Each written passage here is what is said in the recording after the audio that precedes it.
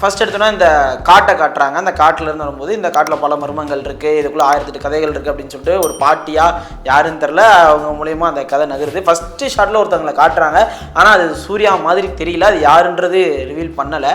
அதுக்கப்புறம் போக போக ஃபஸ்ட்டு சூர்யா சாரை காட்டுவாங்க அப்படின்னு பார்க்கும்போது பாபி டியால் அவரை தான் வந்து காட்டுறாங்க. அவர் கொலை வெறியில் இருக்காப்புல, அவனை கொண்டு வந்து மண்டையை உடச்சி ரத்தத்தில் இந்த ஆரத்தி கொடுங்க அப்படின்ற மாதிரி அவரோட கடவுளுக்கு அவர் வந்து அதை சமர்ப்பணம் பண்ணுற மாதிரியான ஒரு ஷாட்ஸ் வந்து இருந்துச்சு.